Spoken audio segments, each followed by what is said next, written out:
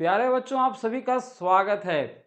आज का वीडियो बहुत ही खास है। बिना स्किप किए आपको पूरा वीडियो देखना है। यदि आप कक्षा 5वीं या नवोदय विद्यालय की तैयारी कर रहे हैं तो, और कक्षा 4थी के छात्र हैं तो जरूर इस वीडियो को पूरा देखिए, क्योंकि गणित कक्षा 4 का प्रश्न पत्र लेकर के आए हैं। पूरे सब्जेक्ट का हर एक टॉपिक को कवर करेंगे हम। इसके पहले हमने कक्षा तीसरी को कवर किया हुआ है। उस वीडियो को आप यदि नहीं देखे हैं तो जाकर के उसको भी देख सकते हैं। चलिए शुरू कर रहे हैं। जैसा कि कक्षा 4 प्रश्न पत्र मैथमेटिक्स क्वेश्चन पेपर, पहला प्रश्न है यहाँ पर, 101 से 1000 के बीच में कौन सी संख्या आती है? Which number comes between 101 and 1000?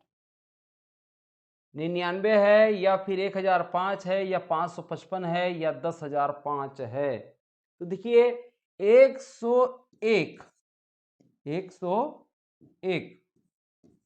से लेकर के 1000 के बीच में, 99 तो इससे पहले है, 1005 1000 के बाद है, 555 इसके बीच में आएगा। ठीक, और ये 10,005 तो बहुत आगे की संख्या है। तो यहां पर इसका सही उत्तर हो जाएगा आपका 555। नेक्स्ट क्वेश्चन है आपका, 1000 में कितने दहाई होते हैं? 1000 में कितने दहाई होते हैं? तो how many tens are there in 1000? तो 1000, ये आपका 1000 है, इसमें कितने दहाई होते हैं? कितने दहाई मतलब कितने 10 होते हैं? तो जैसा कि ये तो हो गया इकाई, ये दहाई, ये सैकड़ा, 1000।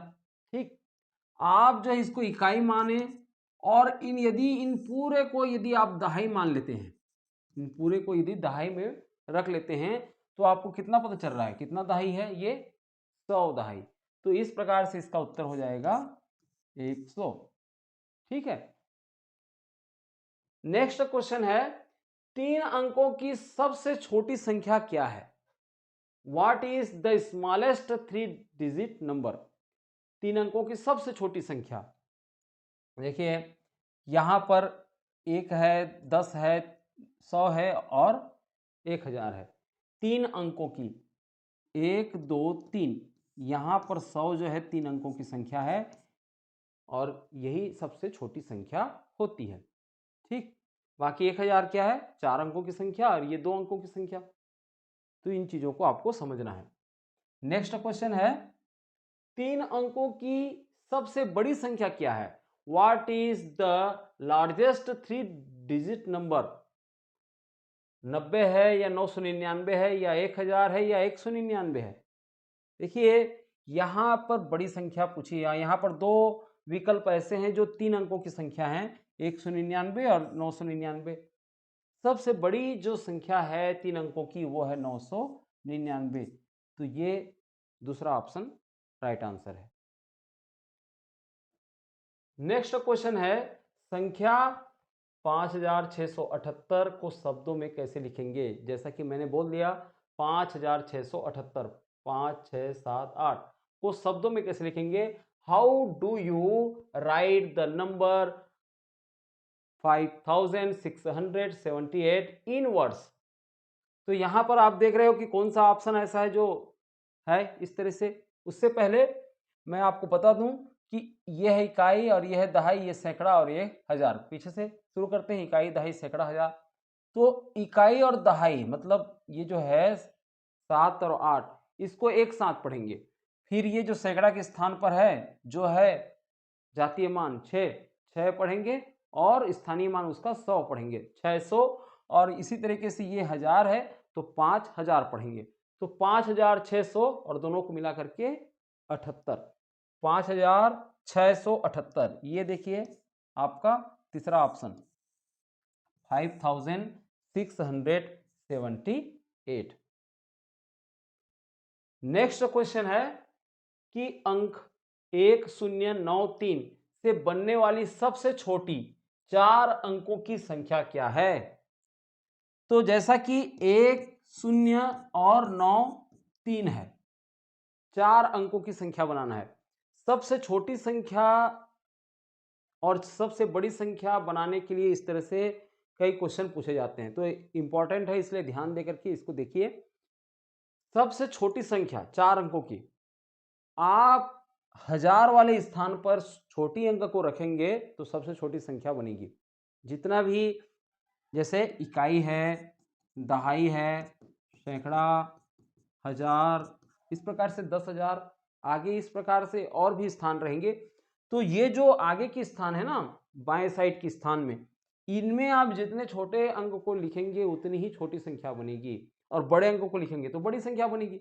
तो यहाँ पर हमको अंक दिए गए हैं 1093, तो सबसे छोटी अंक क्या है? आप बोलेंगे 0 है, तो 0 को सामने में रखेंगे तो उसका अर्थ नहीं निकलेगा, ठीक है। तो क्या करेंगे, अर्थ क्यों नहीं निकलेगा भाई, वो 0 है, खाली है। 1 0 1 3 9 ऐसा लिख देंगे। आप ऐसा सोच रहे होंगे, नहीं नहीं, ऐसा नहीं करना है आपको।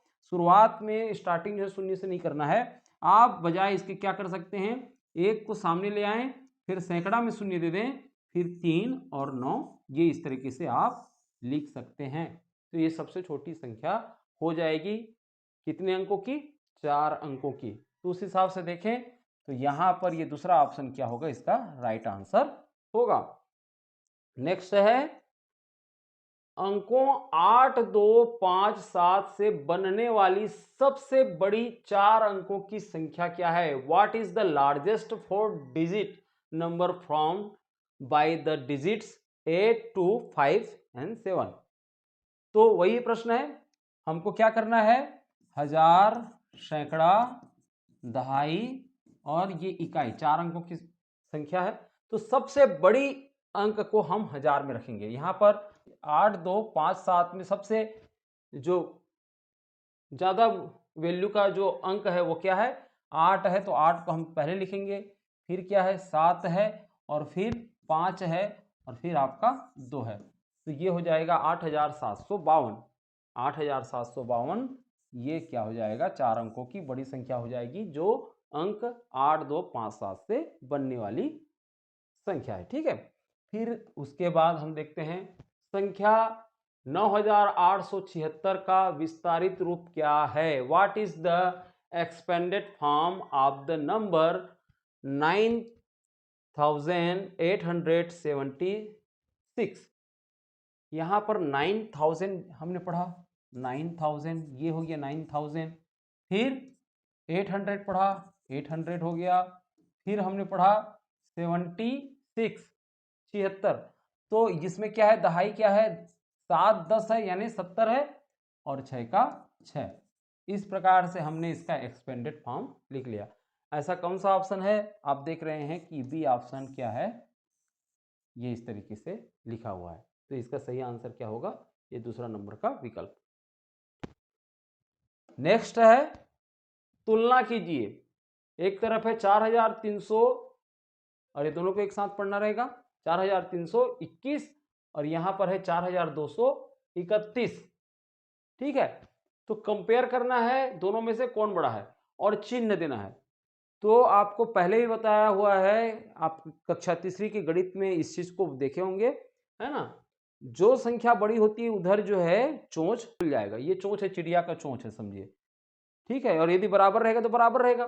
तो कौन सी संख्या बड़ी है, आप बोलेंगे कि ये तो 4 इधर, ये 4, दोनों तो बराबर ही, सैकड़ मतलब 1000 के स्थान में देखेंगे तो। फिर सैकड़े के स्थान में देखिए, इधर 3 है, इधर क्या है 2 है। तो जो सैकड़े के स्थान में ज्यादा वैल्यू का अंक है उधर ही ये मुंह खुलेगा, इस प्रकार से आप चिन्ह देंगे। तो यहां पर ये पहला ऑप्शन क्या हो जाएगा, इसका राइट आंसर हो जाएगा। नेक्स्ट है, संख्याओं 2345, 5432, 3452, 4523 को बढ़ते क्रम में लिखिए, असेंडिंग ऑर्डर। तो हम क्या करेंगे, 1000 के स्थान पर देखते हैं कि कौन सा ऐसा अंक है जो बड़ी है। तो 1000 में हम देखें, इधर 2 है, इधर 5, इधर 3, इधर 4। तो 1000 में हम देख रहे हैं ये 5 है, तो इसको हम लास्ट में लिखेंगे क्योंकि ये बड़ी है ना। बढ़ते क्रम में लास्ट में बड़ी संख्या को लिखेंगे। और छोटा क्या है इसमें से 2345 है, ये छोटी संख्या है ना, क्योंकि 2 है, 2 से स्टार्ट हो रहा है, इसको पहले लिखेंगे। तो हम देख रहे हैं कि कौन सा ऑप्शन है ऐसा, जी हाँ 2 ऑप्शन है, ये वाला और ये वाला। तो इसमें देखते हैं कि 2345 है, फिर उसके बाद 3452, ये देखिए 3452, और फिर 4523, 4523, और लास्ट में है 5432, 5432। तो ये जो ऑप्शन है ना दूसरा नंबर का ऑप्शन, ये इसका राइट आंसर होगा। ठीक, तो हमको इस बात का ख्याल रखना है, स्टार्टिंग जो 1000 का जो स्थान है उसमें हमको ये कंपेयर करना है। यदि वो बराबर रहते हैं तो फिर सैकड़े में आपको चले जाना है। ठीक है, उससे आप पता लगा सकते हैं। बढ़ते क्रम में आप क्या ख्याल रखेंगे, छोटी संख्याओं को पहले लिखेंगे, फिर उसके बाद बड़ा करते हुए आगे बढ़ेंगे।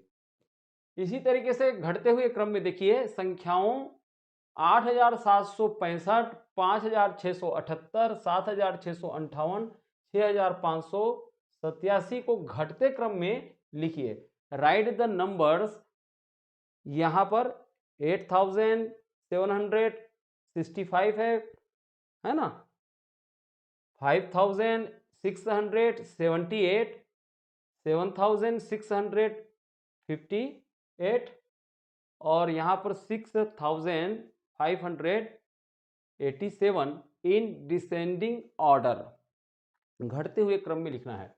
तो सबसे पहले आपको बड़ी संख्या ढूंढनी होगी।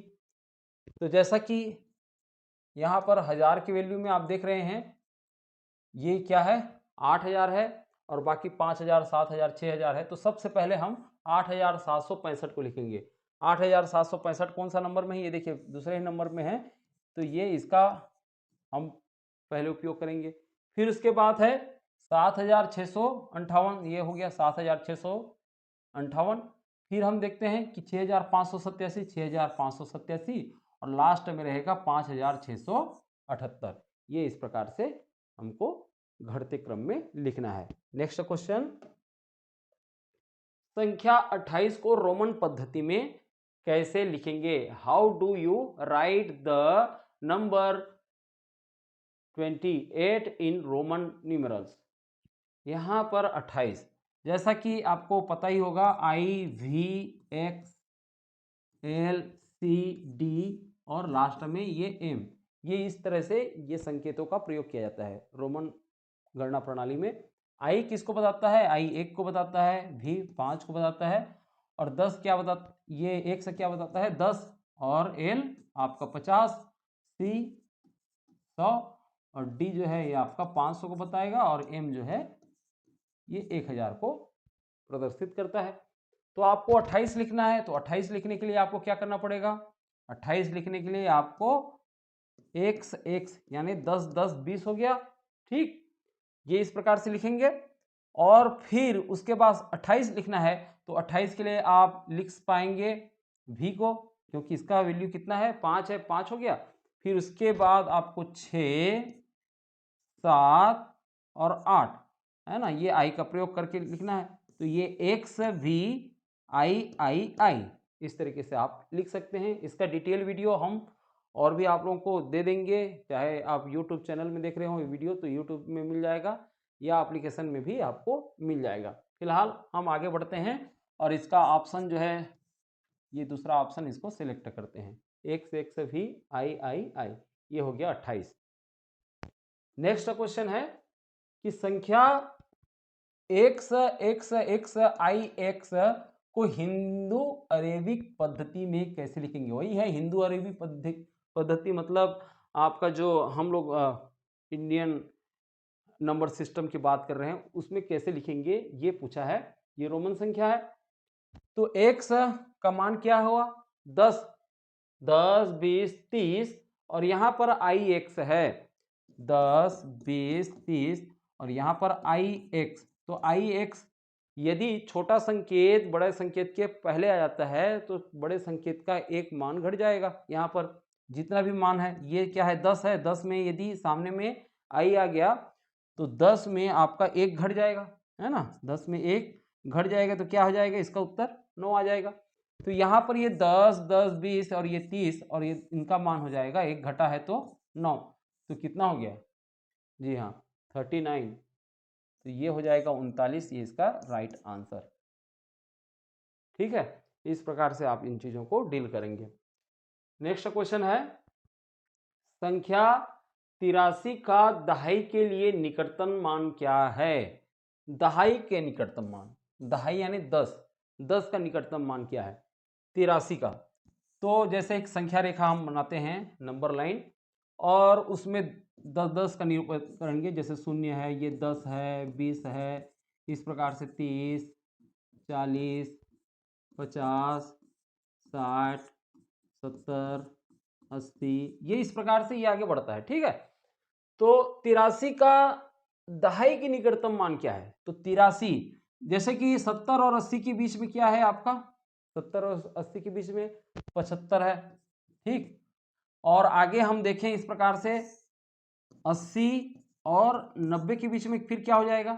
85 हो जाएगा। ठीक, दोनों के बीच में हम 0 और 10 के बीच में कहें तो 5 इधर, 15 इधर, 25, इनको लिखने की जरूरत नहीं है, लेकिन मान तो रहे ना, इनके भीतर में ही है। तो ऐसे ही 83 का दहाई के निकटतम मान हमको ज्ञात करना है, तो हम ये मान के चल रहे हैं कि 80 और 90 के बीच में 85 है, लेकिन हमको प्रदर्शित क्या करना है 83 का, तो 80 और 85 के बीच में होगा वो 83। ठीक है, तो ये किसके निकट आ रहा है? 80 के निकट जा रहा है कि 90 के निकट? तो ये 80 के निकट आ रहे हैं, इसलिए 83 का दहाई के निकटतम मान में हो जाएगा 80। ठीक है, आप बोलेंगे कि यदि 85 दिया रहा था तो कैसे करेंगे? तो 85 दिया रहेगा तो उसको हम आगे बढ़ाएंगे, उसको 90 के निकटतम मानेंगे। यदि बीच भी है 85 है ना 80 के बीच में, न 80 के नजदीक ना 90 के नजदीक, बीच में है, तो हम उसको भी आगे की ओर उसका मान देंगे, 90 उसका मान करेंगे। ठीक है, तो ये इस प्रकार से रखेंगे। फिर नेक्स्ट क्वेश्चन है कि संख्या 675 का सैकड़े के निकटतम मान क्या है? अब देखिए सैकड़े के निकटतम मान, अब ये आपका 600 है और इधर क्या है 700 है, तो 675 का सैकड़े के निकटतम मान की बात हो रही है, तो दोनों के बीच में जैसे 650 है, 675 इनके बीच में रहा होगा, ये 675 ये, तो किसके निकट पहुंच रहा है ये 600 के या 700 के? आप बोलेंगे 700 के, तो 700 इसका उत्तर क्या होगा? सही उत्तर होगा। ठीक है, what is the nearest 100 value? 100 value की बात हो रही है।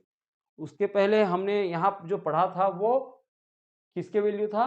वो नियरेस्ट 10 वैल्यू की बात हो रही थी, और ये अभी जो आया है ये क्या है? नियरेस्ट 100 वैल्यू की बात हो रही है। यदि यही प्रश्न जो है आपका नियरेस्ट 10 वैल्यू का पूछ देता, दहाई के निकटतम पूछ देता, तो 675 जो है वो किस दहाई के निकटतम में? 680 उसका उत्तर होता।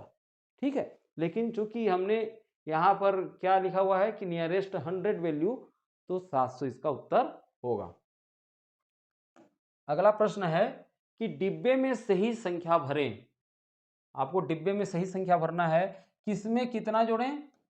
मान लो कोई एक संख्या है, उसमें जो हमको 35 जोड़ें तो फिर वो हो जाता है 60।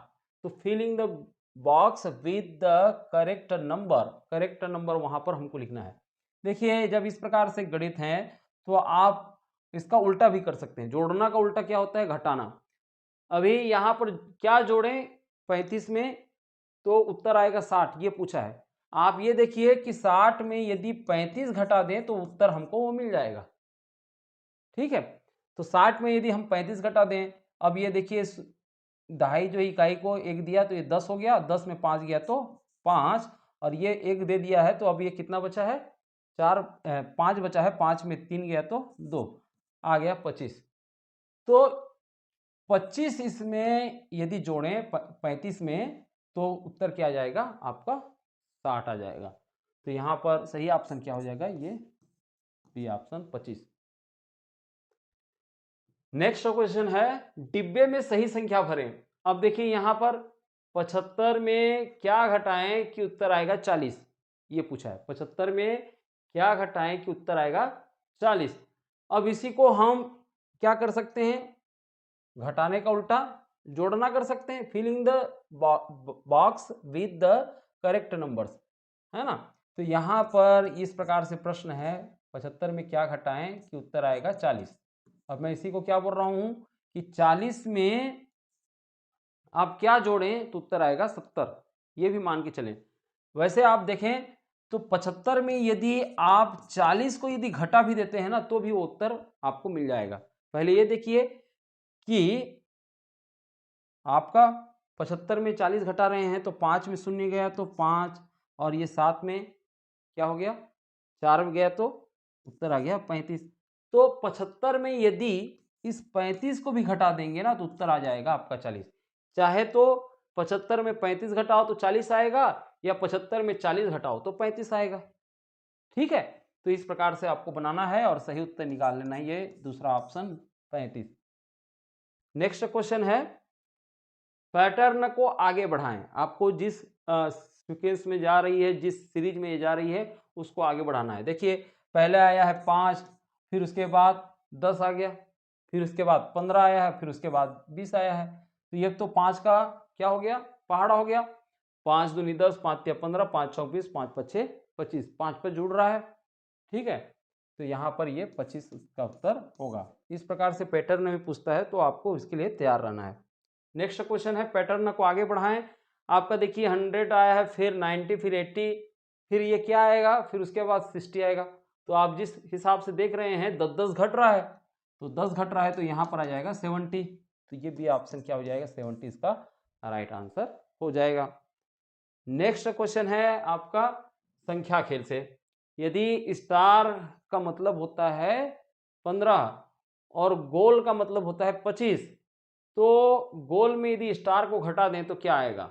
देखिए गोल का मतलब क्या हो गया है 25 और स्टार का मतलब है 15। तो गोल में 15 को घटा दें, यानी 25 में 15 को घटा दें तो क्या आ जाएगा, 5 में 5 गया तो 0, 2 में 1 गया तो 1, 10 उत्तर आ गया। ठीक, तो यहाँ पर ये पहला ही ऑप्शन है 10, ये इसका राइट आंसर होगा। फिर नेक्स्ट है, अब यहाँ पर 4 अंकों की संख्याओं को जोड़ना है। ठीक, 3456 और इसमें जोड़ना है 1234 को। ठीक, जोड़ते हैं हम, यहाँ पर 6 और 4 को जोड़ेंगे तो उत्तर आ जाएगा आपका 6 और 4 10। 10 का शून्य लिखेंगे और एक जो हासिल आया, इकाई को जोड़ने पर जो हासिल आता है, इकाई को जोड़ने पर जो हासिल आता है उस हासिल को दहाई को देते हैं। ठीक है, तो इकाई को जोड़ने पर जो शून्य आया वो तो लिखेंगे ही, जो हासिल आया। देखिए 10 में जो इकाई आया उसको तो लिखे हम, शून्य को लिखे, और ये जो बचा है ना इसको हासिल बोलते हैं, इसको हम दहाई को देंगे। तो दहाई को यहाँ ऊपर में दे देते हैं, तो ये 5 और 1 क्या हो जाएगा 6 हो जाएगा, 6 और 3 9 हो जाएगा, फिर 4 और 2 6 हो जाएगा, और 3 और 1 4 हो जाएगा। ये हो गया आपका उत्तर 4690, 4690 ये पहला ऑप्शन। ठीक, इस प्रकार से आपको बनाने होंगे। फिर नेक्स्ट क्वेश्चन है घटाने का, 6789 में 3456 को घटाना है। देखिए मैं ये जो लिख रहा हूँ है ना, ये जो खड़ी लिख रहा हूँ उसमें क्या चीज़ का ध्यान दे रहा हूँ कि इकाई को इकाई के नीचे में, दहाई को दहाई के नीचे में, इस प्रकार से लिखा हुआ है। तो अब आपको भी इस तरह से घटाने को करना है काम। 9 में 6 गया, 9 में 6 गया तो क्या जाएगा 3 आ जाएगा। 8 में 5 गया तो 3 आ जाएगा। 7 में 4 गया तो 3 आ जाएगा, और 6 में 3 गया तो 3 आ जाएगा। ठीक है, तो 3333 ये इसका उत्तर होगा। ये पहला ही ऑप्शन क्या है, इसका सही उत्तर है। ठीक, अगला प्रश्न है, गिनती चार्ट में 48 में 27 जोड़ने पर कौन सी संख्या मिलेगी। गिनती चार्ट जो होती है ना, तो उसमें 48 में 27 जोड़ने पर कौन सी संख्या होगी। तो 27 ही जोड़ दो, 48 में 27 जोड़ दोगे तो क्या आएगा, यहां पर क्या हो जाएगा, 8 में 7 को जोड़ोगे तो आपका 15 आ जाएगा। देखिए इकाई को जोड़ने पर जो 15 आया तो इकाई को तो इकाई के नीचे में लिखेंगे ही, ये जो हासिल आया उसको दहाई में ले जाएंगे, तो 1 और 4 हो जाएगा आपका 5, 5 और 2 7, ये हो जाएगा 75। तो यहाँ पर ये 75 इसका राइट आंसर है। नेक्स्ट है, यहाँ पर देखिए आपको जोड़ना भी है और घटाना भी है। यहाँ पर ये घटाने का चिन्ह है और ये जोड़ने का चिन्ह है, तो क्या होगा इसका उत्तर? आप देख पा रहे हैं कि 200 ये क्या है, इसके आगे में कुछ चिन्ह नहीं है, मतलब ये धन है। और धन में क्या है, ये आपका 30, ये भी धनात्मक है। तो 200 और 30 इन दोनों को हम जोड़ देंगे तो क्या हो जाएगा, 200 और 30 को जोड़ेंगे तो 230 होगा। और फिर उसके बाद जो है ऋण 65 को हम यहाँ पर घटा देंगे तो क्या होगा, इकाई में शून्य है तो ये दहाई से एक भी मांगे तो वो 10 देगा, दहाई क्या देगा, 10 ही तो देगा ना। तो 10 दिया तो 10 में 5 गया तो 5। अब ये कितना बचा है, एक तो दे दिया है, अब इसके पास 2 बचा है, तो 2 में तो 6 नहीं जाएगा, तो 2 जो है फिर सैकड़ा से मांग लेगा, सैकड़ा जो है इसको दे देगा तो क्या हो जाएगा, ये 12 हो जाएगा। 12 में फिर 6 गया तो 6 आएगा। अब इसके पास बचा है एक, उस एक को हम लिख लेते हैं, तो ये बन गया आपका 165 इसका सही उत्तर। अब इस प्रश्न में आपको ख्याल किस बात का रखना है, आपको जो धन राशि है, ये जैसे कि ये 200 है, ये 30 है, ये दोनों धन राशि है, दोनों को आपको जोड़ना है, ठीक है। और फिर उसके बाद जो है जो ऋण राशि है उसको घटाना होगा, ठीक। ऐसा नहीं करेंगे आप कि 200 में पहले 65 घटा दिए फिर उसके बाद उसमें 30 जोड़ रहे हैं, ऐसा नहीं करना है। आपको धन राशि को पहले जोड़ लेना है और फिर उसके बाद घटाना है।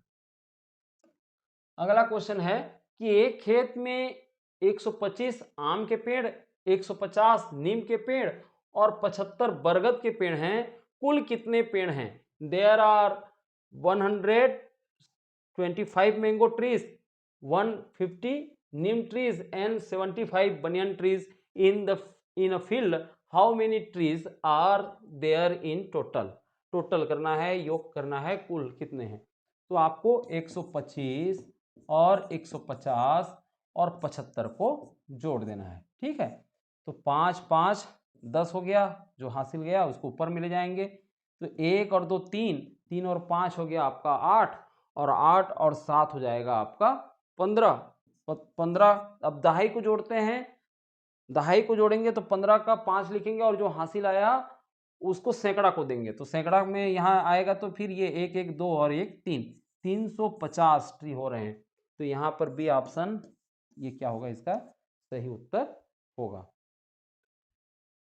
नेक्स्ट है आपका, एक पुस्तकालय में 850 पुस्तकें थी, ठीक है, 850 पुस्तकें थी, उसमें से हम देखें तो 325 पुस्तकें जारी की गई, मतलब बांटी गई। कितनी पुस्तकें शेष हैं, कितनी पुस्तकें बांटी गई, 325, तो ये घटा देना है, तो जो शेष बचेगा वही उतनी पुस्तकें बची हैं। तो there were 850 books in library, 325 books were issued, how many books are remaining, ठीक है। तो यहाँ पर हम घटाते हैं तो ये हो जाएगा, एक हासिल दे देगा, तो ये हो जाएगा 10, 10 में 5 गया तो 5, अब ये 4 बचा है, 4 में 2 गया तो 2, और 8 में 3 गया तो 5, ये हो जाएगा 525। पहला ही ऑप्शन क्या है, इसका सही उत्तर है। अगला प्रश्न है, 62 के निकटतम दहाई मान और 39 के निकटतम दहाई मान का योग कितना होगा? तो 62 का निकटतम दहाई मान मतलब 62 जो है 60 के नजदीक है या 70 के नजदीक है, 60 के नजदीक है, ठीक है। दहाई का मान है ना, निकटतम दहाई मान तो 60 हो गया। और इसी प्रकार से 39 30 के नजदीक है या 40 के नजदीक है, 40 के नजदीक है, तो 40 हो गया उसका, ठीक। दोनों मानों का योग कितना हो जाएगा, दोनों को जोड़ेंगे तो 60 और 40 को जोड़ेंगे तो, जी हाँ, 60 और 40 को जोड़ेंगे तो 100 होगा, तो ये इसका सही उत्तर होगा 100, ठीक। अगला क्वेश्चन है, 54 का बीजांग क्या है? What is the digit some of 54, है ना, ये डिजिट ऑफ 54। तो बीजांग के लिए क्या करते हैं, जो 54 है, ये जो अंक हैं इनको हम जोड़ते हैं, तो 5 और 4 को जोड़ेंगे तो क्या हो जाएगा, 9 हो जाएगा। 5 और 4 को हम जोड़ेंगे तो 9 हो जाएगा, तो ये 9 जो है इसका क्या होगा, इसका सही आंसर होगा। बीजांग मतलब वही है कि आपको अंकों को जोड़ना होता है।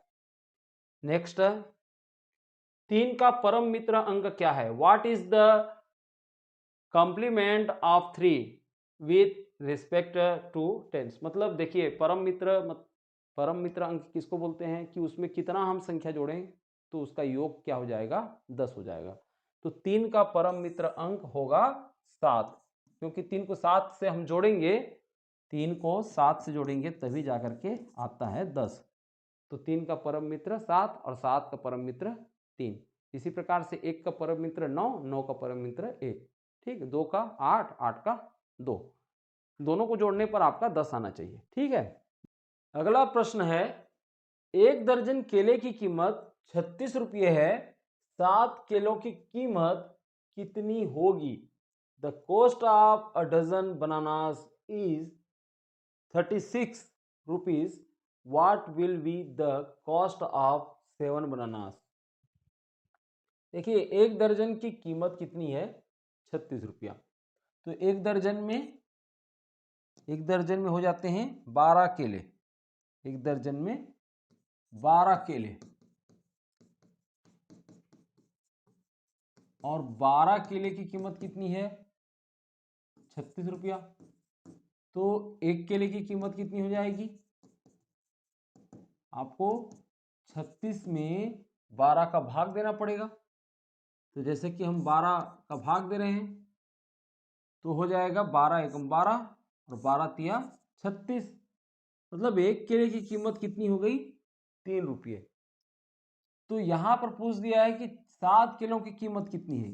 तो 7 किलो की कीमत हो जाएगी, यदि एक केले का मूल्य हमको पता चल गया कि 3 रुपया है, तो 7 किलो की कीमत 7 गुणित 3, और ये हो जाएगा 7 तिया 21 केला। तो यहां पर जो उत्तर रहेगा 21 केला, सॉरी 21 रुपया, यहां पर हो जाएगा 21 रुपया। तो यहां पर सही आंसर रहेगा आपका 21 रुपया। अगला क्वेश्चन है कि एक स्कूल में 400 बच्चे हैं, यदि प्रत्येक कक्षा में 25 बच्चे हैं तो स्कूल में कितनी कक्षाएं हैं? There are 400 student in a school, if there are 25 student in each class, how many classes are there in the school? 400 बच्चे हैं, ठीक है, ये हमको डाटा मिला हुआ है। यदि प्रत्येक कक्षा में 25 बच्चे हैं, प्रत्येक कक्षा में 25 बच्चे हैं, तो स्कूल के में कितनी कक्षाएं हैं? तो देखिए हमको 400 को 25 से भाग देना होगा। 25 एकम 25, 40 में 25 गया, आपका आ जाएगा 5, और ये 1 15। अब उतारेंगे हम शून्य को, तो ये हो जाएगा 150। फिर हम 25 का पहाड़ा पढ़ रहे हैं, 25 का पहाड़ा पढ़ेंगे हम 6 बार। 25 छिक्का, 5 छिक्का 30 का शून्य, हाथ में आया 3, 6 दूनी 12, और ये 3 15, 150। 25 छिक्का हो जाएगा 150, और इस तरह से ये पूरी तरह से कट गया। उत्तर कितना आया, 16। तो इसका मतलब क्या है कि स्कूल में कितनी कक्षाएं हैं, 16 कक्षाएं हैं। तो ये 16 इसका राइट आंसर होगा। हल करें, 15 गुणित 6 बराबर क्या है? सॉल्व 15 मल्टीप्लाई 6 इक्वल टू, आपको 15 का पहाड़ा पढ़ना है 6 बार। वैसे इसका गुणा भी कर सकते हैं, 6 पंचे 30 का शून्य, हाथ में आया 3, और 6 एकम 6 और 3 9। इस तरह से 90 भी आप निकाल सकते हैं। मेरी मानिए तो आप 1 से लेकर के 20 तक कम से कम तो इतना याद जरूर कीजिए। नवोदय विद्यालय की तैयारी भी कर रहे होंगे तो महत्वपूर्ण रहेगी ये बात। ठीक, तो ये बी ऑप्शन क्या हो जाएगा, इसका राइट आंसर हो जाएगा 90। अगला क्वेश्चन है, 9 गुणित 8 बराबर क्या होगा। ठीक है, तो ये तो बहुत ही ईजी है। 9 अट्ठे 72। कहने का मतलब ये है कि आपको गुणा से संबंधित चौथी क्लास में भी ढेर सारे क्वेश्चन हैं। पहाड़ों के खेल में यदि आप 5 के पहाड़े में से 2 घटाते हैं तो क्या मिलेगा। प्रत्येक पद में 2 घटाना। In a table game if you subtract 2 from the multiples of 5 what will you get, है ना। यहाँ पर आपको 5 का पहाड़ा लिखना है। 5 दूनी 10, 15, 20, 25 और इनमें कितना घटाना है। 2 घटाना है, यानी 5 में 2 घटाए तो 3, 10 में 2 घटाए तो 8, 15 में 2 घटाए तो 13, 20 में 2 घटाए तो 18। इस प्रकार से ये कौन सा पैटर्न यहाँ पर आ रहा है देखेंगे आप, तो ये पहला ही नंबर का ये उत्तर सही होगा। अगला क्वेश्चन है कि 45 फूलों को 5 गुलदस्तों में बराबर बांटने पर प्रत्येक गुलदस्ते में कितने फूल होंगे। देखिए 45 फूलों को 5 गुलदस्तों में बराबर बांटने की हो रही है। जहां पर भी बराबर बांटने की बात होए तो आप वहां पर क्या करना है, भाग देना है। तो 45 को किससे भाग देना है, 5 से, तभी तो हमको पता चलेगा कि कितने भाग में कितने फूल आए।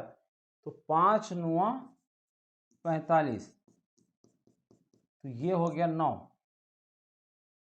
तो सही आंसर क्या होगा यहाँ पर, बी ऑप्शन 9। ठीक, नेक्स्ट क्वेश्चन है, हल करें। 56 भागित 7 सॉल्व 56 डिवाइड 7 इक्वल टू, यहाँ पर 56 को 7 से भाग देना है तो यहाँ पर हम 7 का पहाड़ा पढ़ेंगे। तो 7 अट्ठे 56, उत्तर कितना आ गया 8। यहाँ पर दूसरा ऑप्शन 8 इसका सही आंसर है।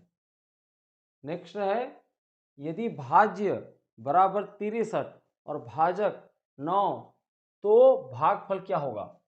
If dividend 63 division 9 then what will be the question. तो यहाँ पर हम देख रहे हैं कि एक सूत्र होता है भाज्य बराबर भाजक गुणित भागफल धन शेषफल। इस सूत्र को आप याद रखे रहेंगे। तो भाज्य बराबर कितना है 63 है और भाजक कितना है 9 है। भागफल क्या होगा ये हमको ज्ञात करना है और शेषफल यहाँ पर तो दिया नहीं है। ठीक है, तो हम भागफल को मान लें x। ठीक, तो हम देख रहे हैं कि x से बराबर क्या हो जाएगा, x से बराबर 9 जो है इधर आ जाएगा, तभी हमको x का मान पता चलेगा। ठीक है, तो 63 में हम यदि 9 को भाग दे दें, 9 एकम 9, 9 सत्ते 63, तो 7 उत्तर आ रहा है। ये 7 उत्तर ही क्या है, ये भागफल है। ठीक, तो इसका उत्तर हो जाएगा ये पहला ही ऑप्शन 7। अगला क्वेश्चन है आपका, यदि भागफल 6 और भाजक 4 और शेषफल 3 हो तो भाज्य क्या होगा। तो जैसा कि यहाँ पर फिर से हम लिख लें सूत्र को, भाज्य बराबर भाजक गुणित भागफल धन शेषफल। ये सूत्र है भागफल की जांच, जिसमें हम भाज्य का मान निकाल सकते हैं, भाजक का मान निकाल सकते हैं, भागफल का भी और शेषफल का।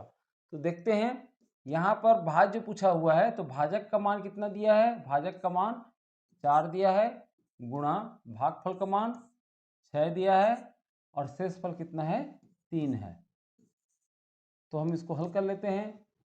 सबसे पहले गुणा करेंगे, 6 चौक 24, फिर उसमें 3 जोड़ेंगे तो हो जाएगा 24 3 27।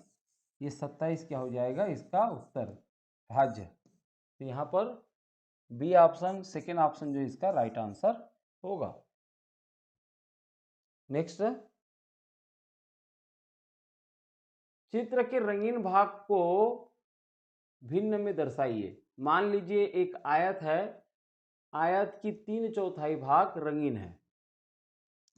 इस प्रकार से एक आयत है जिसकी 3/4 भाग रंगीन है। ये हो गया आपका 3/4। 3/4 मतलब 4 में 3 भाग रंगीन है। तो इसको आपको भिन्न के रूप में दर्शाना है।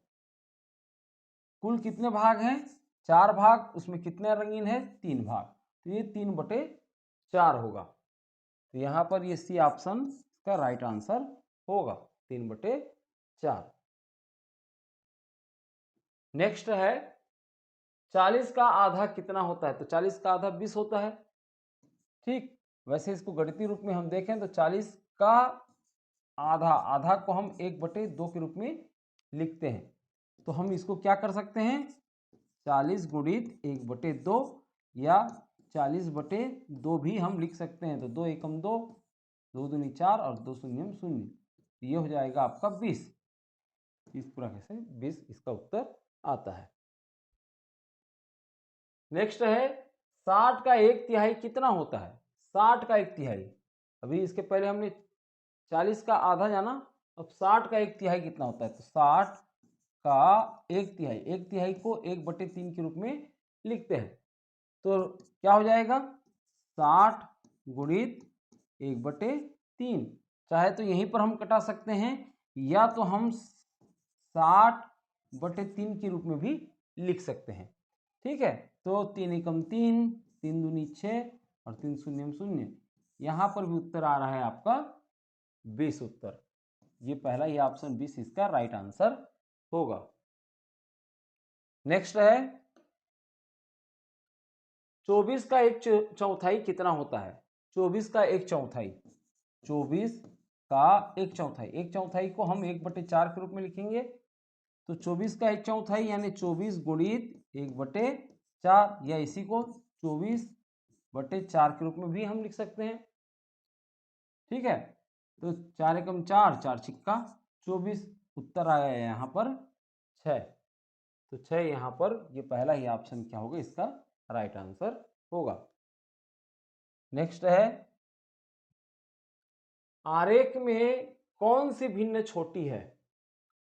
अब यहाँ पर आरेख तो दिया नहीं है। मान लीजिए एक में 2/3 रंगीन है और दूसरे में 1/3।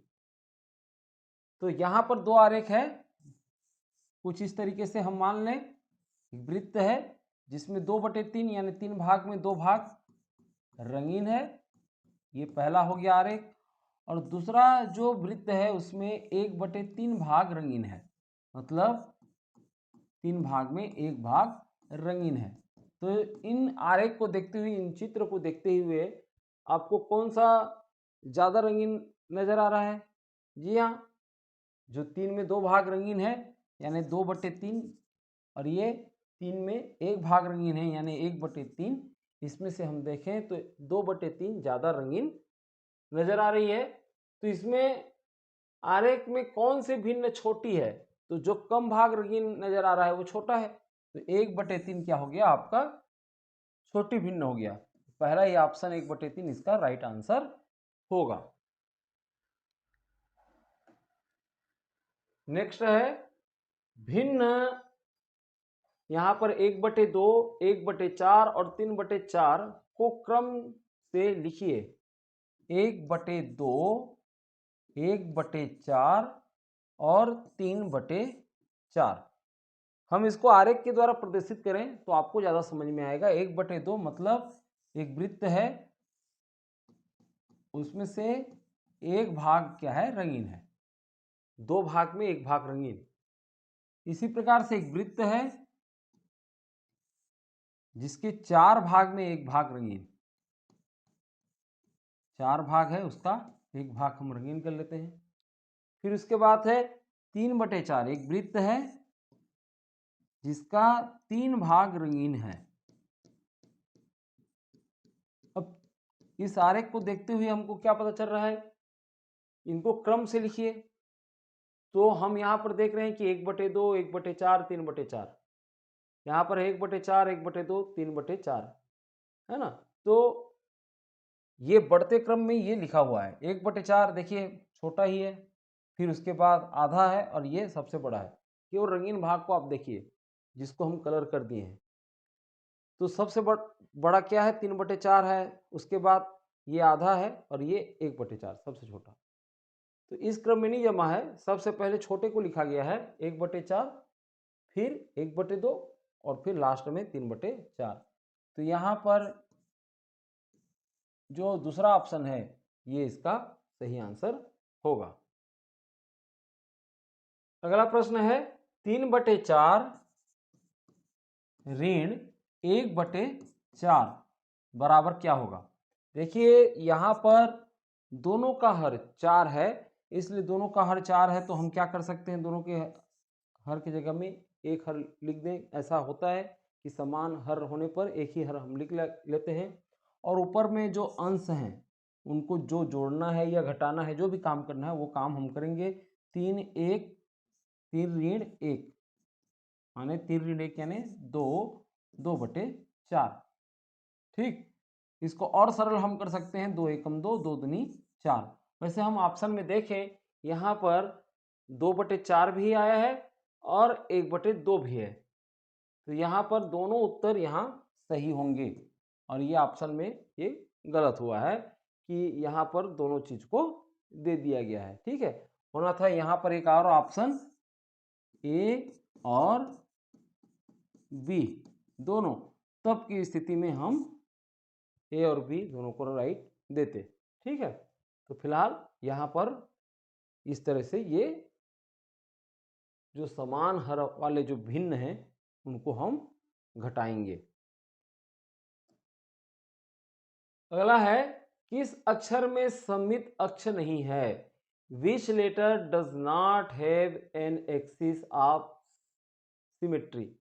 यहाँ पर किस अक्षर में सिमेट्री अक्ष नहीं है, जैसे कि एच है, एच को तो हम बराबर यहाँ पर 2 भागों में बांट सकते हैं, आई को भी बांटा जा सकता है यहाँ से यहाँ, टी को भी हम यहाँ से बांट सकते हैं। एस को हम बांटना चाहें तो ये नहीं बटेगा, इसलिए सिमेट्री अक्षर नहीं है की बात हो रही है, सममिति अक्षर नहीं है, तो एस जो है इसका सही उत्तर होगा। एस को आप कहीं से भी आप 2 बराबर भागों में नहीं बांट सकते, ऐसे बांटेंगे तो भी नहीं बटेगा, ऐसे बांटेंगे तो ये एक दूसरे के अपोजिट हो जाएंगे, विपरीत हो जाएंगे। तो एस क्या होगा, इसका सही उत्तर होगा। अगला है 5 मीटर में कितने सेंटीमीटर होते हैं। How many centimetre are there in 5 metre. 5 metres 1 metre, 1 metre में कितने सेंटीमीटर होते हैं, 100 सेंटीमीटर। तो 5 मीटर में 100 गुणित 5 यानी हो जाएगा आपका 500 सेंटीमीटर। तो यहाँ पर ऑप्शन है बी 500, यहाँ पर सेंटीमीटर लिखना था लेकिन नहीं लिख पाए हैं। ठीक, नेक्स्ट है 800 सेंटीमीटर कितने मीटर के बराबर है। जैसा कि अभी हमने पढ़ा कि 100 सेंटीमीटर बराबर होता है 1 मीटर, तो 800 सेंटीमीटर बराबर हो जाएगा 8 मीटर। तो यहाँ पर उत्तर होगा बी ऑप्शन 8। नेक्स्ट है 30 mm धन 45 mm क्या होगा। दोनों को जोड़ दोगे 30 और 45 को, तो आ जाएगा आपका 75 mm। ठीक है, यहाँ पर ये 75 mm ये इसका सही उत्तर होगा। नेक्स्ट है 2 मीटर 50 सेंटीमीटर ऋण 1 मीटर 20 सेंटीमीटर बराबर क्या होगा। देखिए 2 मीटर और 50 सेंटीमीटर, यहाँ पर आप घटाएंगे मीटर को मीटर से, जैसे इसके नीचे भी लिख दें 1 मीटर और यहाँ पर ये 20 सेंटीमीटर। क्या होगा 50 में 20 सेंटीमीटर घटेगा तो 30 सेंटीमीटर हो जाएगा, और 2 में 1 मीटर घटेगा तो 1 मीटर हो जाएगा। यानी घटाने के बाद हमारे पास उत्तर आता है 1 मीटर 30 सेंटीमीटर।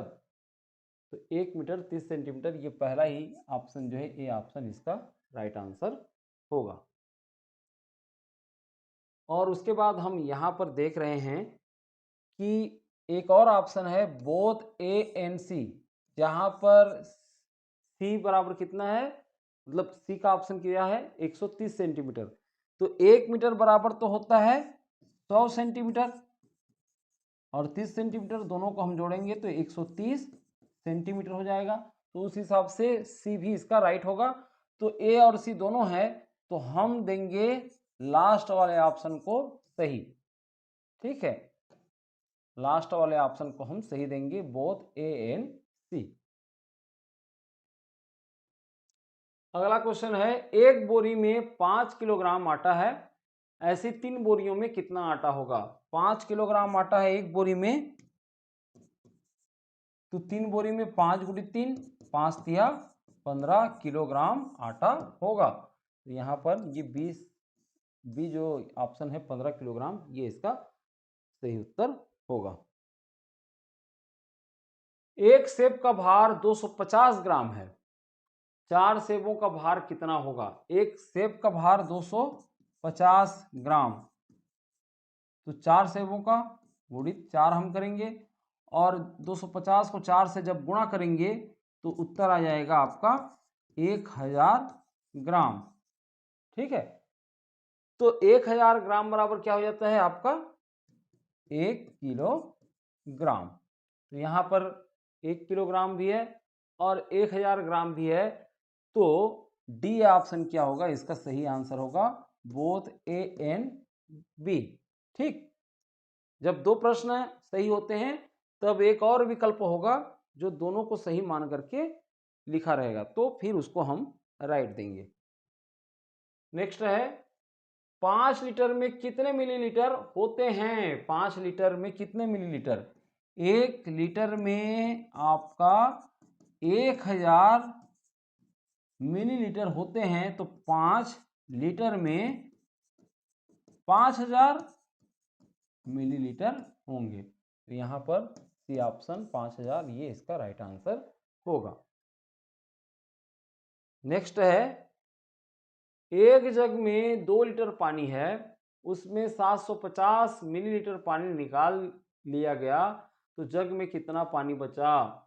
2 लीटर पानी, 2 लीटर पानी को हम मिलीलीटर में बदलें तो 2000 मिलीलीटर होगा, और उसमें से 750 मिलीलीटर को निकाल दिया जाए तो क्या हो जाएगा। शून्य में शून्य गया, इधर तो उधार ही ये आकर के 10 हो गया, 10 में 5 गया तो 5, अब ये 9 था, 10 ये था तो 1 दे दिया तो ये 9 है, तो 9 में 7 गया तो 2, और यहाँ पर ये 1 बचा है। तो ये इस प्रकार से जब घटाएंगे, आपको तो घटाना आता ही होगा, तो 1250 ml ये इसका उत्तर होगा। तो यहाँ पर हम देखें तो ये पहला ही ऑप्शन क्या है 1250 मिलीलीटर, ये है इसका राइट आंसर।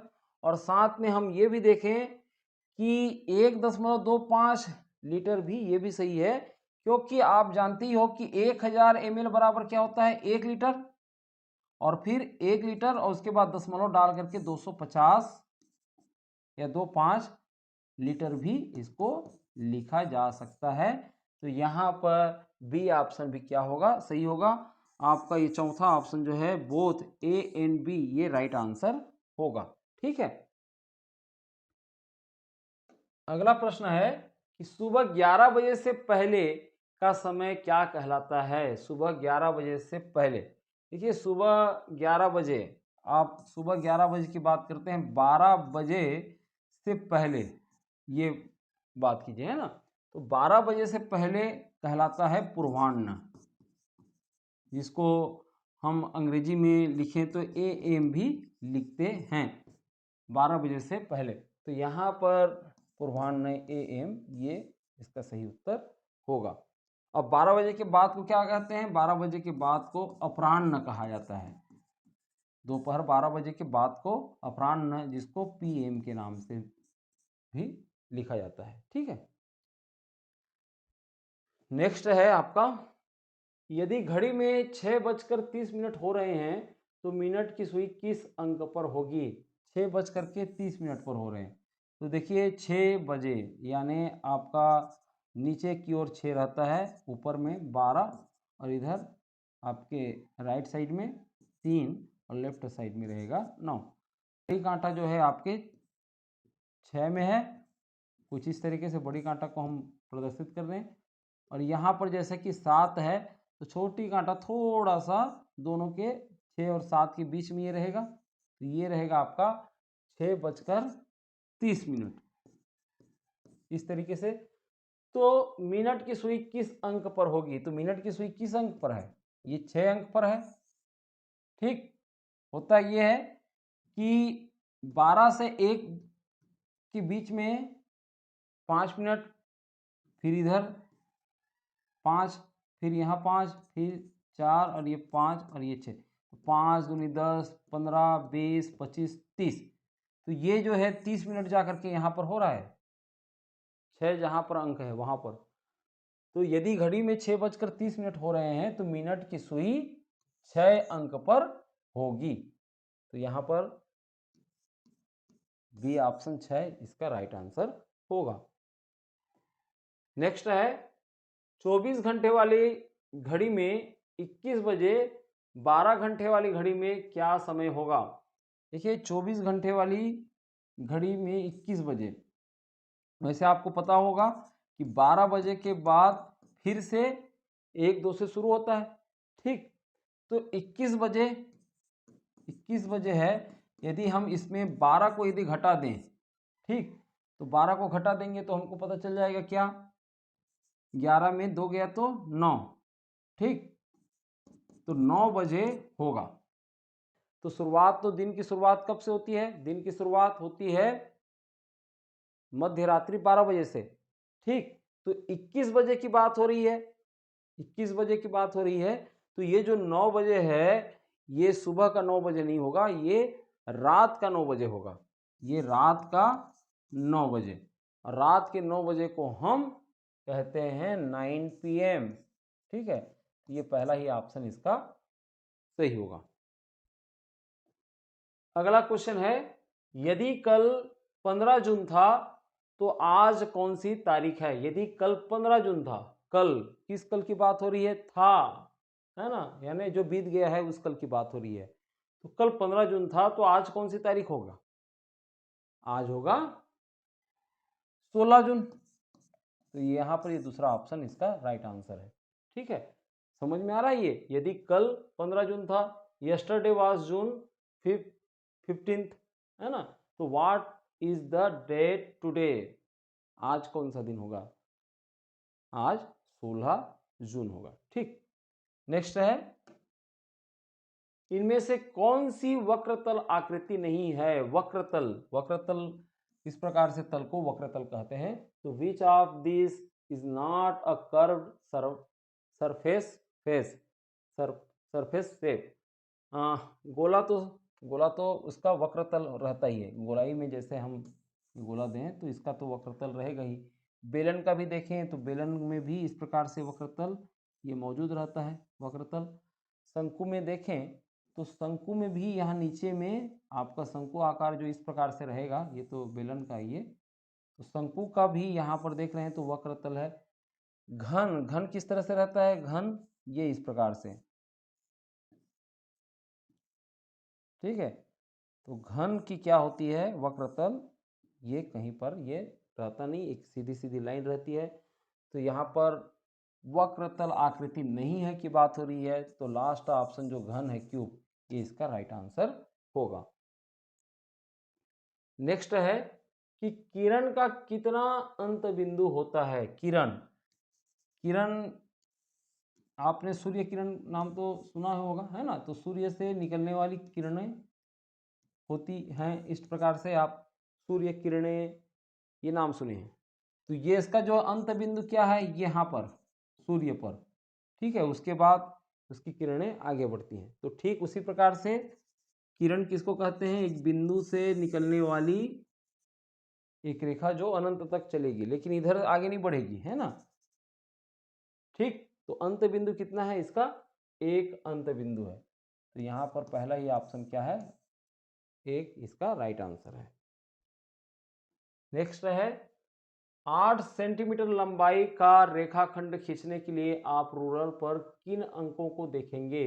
रूलर पर किन अंकों को देखेंगे? देखिए यहाँ पर आपको 8 सेंटीमीटर का रेखाखंड खींचने के लिए आप क्या क्या देखेंगे? एक तो हम देखेंगे शून्य को, यहाँ पर जो शून्य रहेगा वहाँ, और उसके बाद हम देखेंगे कहाँ पर है 8, यहाँ जैसे कि 8 है तो हम यहाँ पर देखेंगे 8 को। तो शून्य से लेकर के 8 तक हम ये देखेंगे। तो यहाँ 1 to 7 है, 1 to 9 है, सॉरी 0 to 7 है, और ये 1 to 9 है, और ये 0 to 8 और 2 to 10। तो यहाँ पर जो तीसरा ऑप्शन है 0 to 8, इनको हम देखेंगे और दोनों जगह क्या करेंगे, एक एक बिंदी लगाएंगे, शून्य पर भी बिंदी, 8 में भी बिंदी, और फिर एक सीधी रेखा इस प्रकार से खींच देंगे। नेक्स्ट है घड़ी में 6 बजे घंटे और मिनट की सुई के बीच कौन सा कोण बनता है? ठीक है, एक घड़ी है तो ऊपर में जैसा कि 12 और नीचे में है आपका 6, तो 6 बजने के लिए जो आपकी घंटे की कांटा है, जो छोटी सुई है, वो 6 की ओर रहेगा, और जो मिनट की जो कांटा है वो 12 में रहेगा, क्योंकि 12 में समझिए 0 मिनट है, समझिए। तो 6 बजे जब रहेगा तो 6 बज के 0 मिनट, इस प्रकार से 6, इसको 6 बजे बोलते हैं। घंटे में कितना है 6 और मिनट में है 0, तो 0 से शुरुआत होती है, 12 से शुरू होती है 0, फिर उसके बाद 1 मिनट 2 मिनट इस प्रकार से आगे बढ़ती है। तो यहाँ पर हम देख रहे हैं कि एक सीधी लाइन हमको मिल रही है, एक सीधी लाइन हमको मिल रही है इस प्रकार से। अब ये सीधी लाइन ऐसा है यहाँ पर खड़ी, उसको हमने इस प्रकार से कर दिया। अब इसको हम देख रहे हैं कि कितना अंश का कोण बनता है। ये देखिए सीधी लाइन, ये 0 से शुरू हो रहा है और उसके बाद ये 90, 100, 110, 120, 130 इस प्रकार से चलते हुए 180 में जाकर के ये खत्म हो रही है। तो इस प्रकार से जो कोण है वो कितना अंश का बना, 180 अंश का। तो 180 अंश के कोण को बोलते हैं सरल कोण।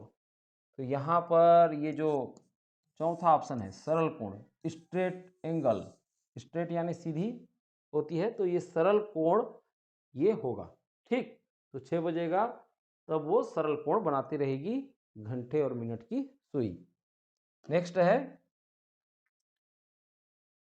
45 डिग्री का कोण कौन सा कोण कहलाता है? 45 अंश डिग्री का कोण कौन सा कोण कहलाता है? जैसा कि एक चंदा है, यहाँ पर हम 0 में रखेंगे और फिर ये 40 हो गया, और ये 50, 50 और 40 के बीच में यहाँ एक बिंदी हो गया, और ठीक है यहाँ पर हम एक 0 डाल सकते हैं। ठीक, यहाँ पर ये 45 अंश 90 डिग्री कोण समकोण कहलाता है, और उससे कम वाला जो कोण है वो है न्यून कोण कहलाता है। ठीक है, तो ये तीसरा ऑप्शन जो है न्यून कोण, और समकोण तो ये 90 अंश हो गया अधिक कोण, जो 90 से अधिक हो और 180 से कम हो, और सरल कोण 180 को आप लोगों को बताया गया है। ठीक है, ये इस प्रकार से होगा। फिर नेक्स्ट है वृत्त की सबसे बड़ी जीवा क्या कहलाती है? What is the longest chord of a circle called? तो वृत्त, वृत्त की आकृति हम यहाँ पर बना रहे हैं, यहाँ पर ये वृत्त हो गया। ठीक, यहाँ पर ये क्या हो गया, वृत्त हो गया। तो वृत्त की सबसे बड़ी जीवा कहलाती है, तो जीवा किसको कहते हैं? जीवा परिधि को मिलाने वाली रेखाखंड को जीवा कहते हैं। इस प्रकार से एक जीवा ऐसा है जो केंद्र से होकर के गुजरती है, ये बीच बीच वो सबसे बड़ी रहती है। केंद्र से होकर के गुजरेगी तो उसको ज्यादा फैलने के लिए मिलेगा, ज्यादा बड़ा रहेगा वो, तो उसको बोला जाता है व्यास। उसका नाम क्या होता है? व्यास। बाकी को हम जीवा कह सकते हैं। ठीक है, तो यहाँ पर जो दूसरा ऑप्शन है व्यास, ये इसका सही आंसर होगा। वैसे आपको बता दें त्रिज्या क्या कहलाती है? जो वृत्त के केंद्र से और परिधि, परिधि ऊपर बाहरी जो घेराव है उसको परिधि कहेंगे, वृत्त के केंद्र से परिधि को मिलाने वाली जो रेखाखंड होती है उसको बोला जाता है त्रिज्या। ठीक है, और साथ में ये केंद्र, जो बीच का बिंदु है उसको केंद्र, और ये जो बाहरी घेराव है उसको परिधि कहा जाता है। ठीक, तो यहां पर पूछा क्या है, वृत्त की सबसे बड़ी जीवा व्यास होती है। अगला प्रश्न है, निश्चित नाप की त्रिज्या का वृत्त बनाने के लिए सबसे पहले क्या निर्धारित करेंगे। निश्चित नाप की त्रिज्या का वृत्त बनाने के लिए सबसे पहले क्या निर्धारित करेंगे। क्या त्रिज्या की लंबाई, या फिर केंद्र बिंदु, या परिधि की लंबाई, या फिर व्यास की लंबाई, क्या करेंगे आप। तो निश्चित नाप की त्रिज्या का वृत्त बनाने के लिए सबसे पहले हमको त्रिज्या की लंबाई हमको पता होनी चाहिए। ठीक है, उससे पहले हम केंद्र बिंदु देंगे ही। ठीक है, केंद्र बिंदु देंगे, पहले केंद्र बिंदु हमको रखना पड़ेगा, फिर उसके बाद हम इस प्रकार से लेंगे। ठीक, यहाँ पर इस तरीके से, और कितना भी ये फैलेगा उतना फैला करके हम क्या कर देंगे, पूरा इस प्रकार से वृत्त बना देंगे। ठीक, तो ये इस प्रकार से आपका वृत्त बन जाएगा। तो निश्चित नाप की त्रिज्या का वृत्त बनाने के लिए सबसे पहले हम केंद्र बिंदु लेंगे, सेंटर पॉइंट कहाँ पर है ये हम जानेंगे, फिर उसके बाद त्रिज्या की लंबाई। नेक्स्ट है, एक वर्ग की भुजा की लंबाई 6 सेंटीमीटर है, उसका परिमाप कितना होगा। एक वर्ग की भुजा की लंबाई 6 सेंटीमीटर है। देखिए, वर्ग इस प्रकार से आकृति को वर्ग कहते हैं, और उसकी भुजा की लंबाई कितनी है, 6 सेंटीमीटर। और परिमाप किसको कहा जाता है, परिमाप चारों भुजाओं की लंबाई का योग। अब चारों भुजा इसलिए क्योंकि ये वर्ग है, किसी कोई दूसरा आकृति रहता तो जितनी भुजाएं हैं उन बाहरी भुजाओं का, मतलब जो उसका जो आकृति का जो घेराव है उसका योग। तो इधर 6 और इधर 6 रहेगा, इधर भी 6, इधर भी 6, तो क्या हो जाएगा, 6 दूनी 12, 12 6 18, और 18 6 हो जाएगा आपका 24। ठीक, तो 24 सेंटीमीटर इसका सही उत्तर होगा। फिर है उसके बाद, ग्राफ पेपर पर एक आयत 5 खानों लंबा और 3 खानों चौड़ा है, उसका क्षेत्रफल कितना होगा ग्राफ पेपर पर। ठीक है, तो ग्राफ पेपर आपको पता ही होगा, ग्राफ पेपर किस तरह से रहता है। ठीक है, उस ग्राफ पेपर में यदि कितना है, एक आयत 5 खानों लंबा और 3 खानों चौड़ा है। ठीक, ग्राफ पेपर कुछ इस प्रकार से रहता है, बराबर भागों में बटा रहता है। ठीक, इस प्रकार से, तो 5 खाना लंबा, 1 2 3 4 5, इस तरह से 5 खाना लंबा रहेगा और 3 खाना चौड़ा रहेगा। ये इस प्रकार से, मैं इसको दूसरे कलर में वो कर दूं, 1 खाना 2 खाना 3 खाना 4 खाना और ये 5, इसी प्रकार से 1 2 3, ये इस प्रकार से एक आयत है। तो क्या पूछा है, पूछा ये है कि उसका क्षेत्रफल कितना होगा। देखिए कितने डिब्बों को घेरा हुआ है, 1 2 3 4 5 6 7 8 9 10 11 12 13 14 और फिर ये 15 खानों को ये घेरा हुआ है। तो यहाँ पर 15 वर्ग खाने इसका राइट आंसर होगा, दूसरा ऑप्शन। ठीक है, 15 वर्ग खाने ये इसका क्षेत्रफल होगा। अगला है कि 100 रुपये के एक नोट का चिल्लर 20 रुपये के कितने नोट होंगे। मतलब सीधा सीधा 100 रुपये के एक नोट में कितने 20 रुपये होंगे, ऐसा पूछा है। तो 100 रुपया को यदि 20 से हम भाग दे दें तो हमको पता चल जाएगा 20 पंचे 100। ठीक है, तो 5 नोट होंगे। तो यहाँ पर दूसरा जो ऑप्शन है 5, ये इसका सही उत्तर होगा।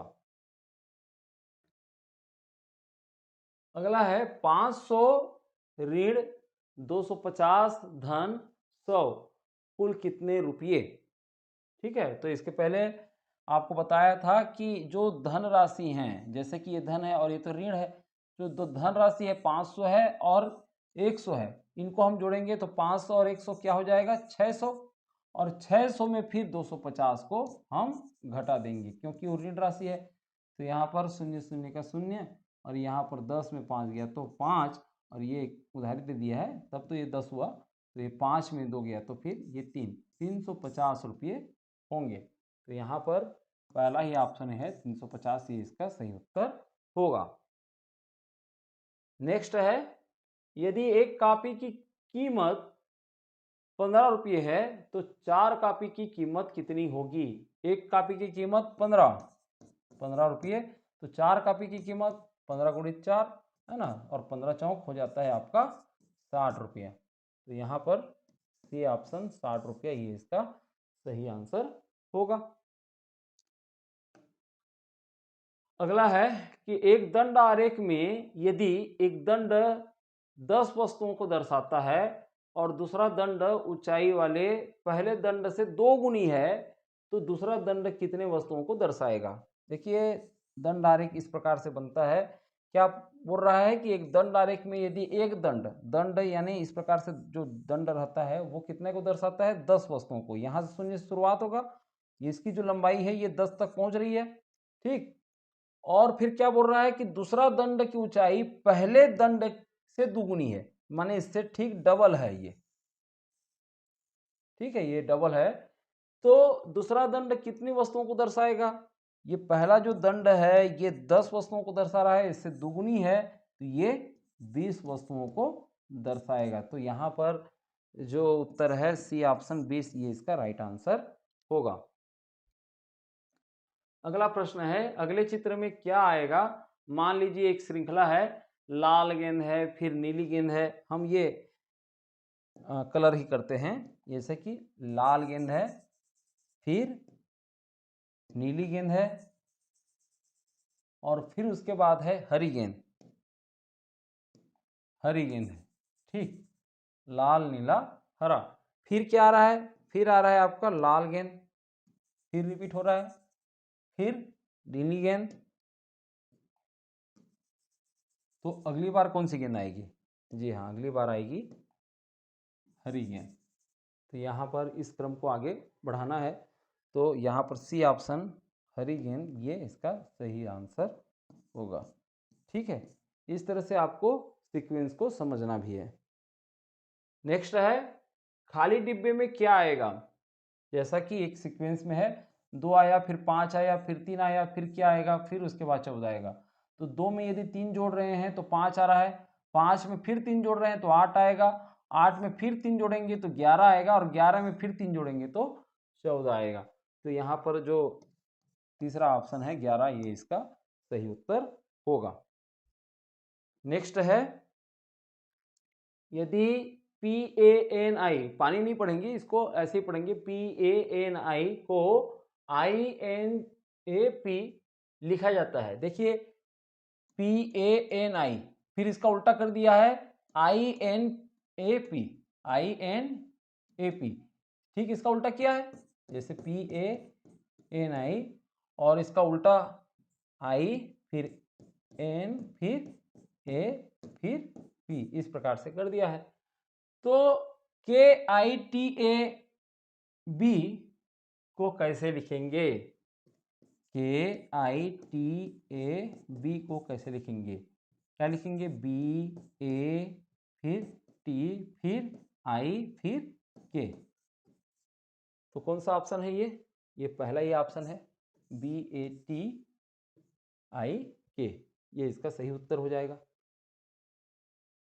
अगला है, यदि धन का अर्थ गुणा, यदि धन का अर्थ क्या है? गुणा है, और गुणा का अर्थ धन है, और गुणा का अर्थ जो है धन है, तो यहाँ पर ऑप्शन है 5 धन 3 गुणा 2, क्या उत्तर होगा? तो यहाँ पर सबसे पहले तो हम जो धन है उनके चिन्ह को बदलेंगे, धन और गुणा का चिन्ह को, तो 5 और धन की जगह में हम लिख देंगे गुणा, फिर 3 लिखेंगे, और गुणे की जगह में हम लिखेंगे धन 2, फिर जा करके हल करेंगे। तो 5 तिया हो जाएगा 15 और 15 2 17, तो ये 17 उत्तर आएगा। तो यहाँ पर ये डी ऑप्शन क्या होगा, 17 इसका राइट आंसर होगा। और आज का इसमें जो लास्ट क्वेश्चन है वो है देवनागरी अंक से। यहाँ पर आप देख रहे हैं ये इस तरीके से है, ठीक है। यहाँ पर ये ऐसा लिखा हुआ है, आप देख पा रहे हैं ये क्या है। तो जैसा कि मैंने पहले भी बताया हुआ था, 1 2 3 4, फिर ये 5 6 7 8 9 और ये 10, इस प्रकार से हम देवनागरी अंक का प्रयोग करते थे। तो यहाँ पर आप देख रहे हो ये 1 है और ये जो है आपका 5 है, ठीक है। ये 2, ये 3, ये 4, ये 6, ये 7 और ये 8 और ये 9, इस प्रकार से। तो 1 और ये 5 है, तो 1 और 5 मतलब 15। तो यहाँ पर सी ऑप्शन, तीसरा ऑप्शन इसका सही होगा।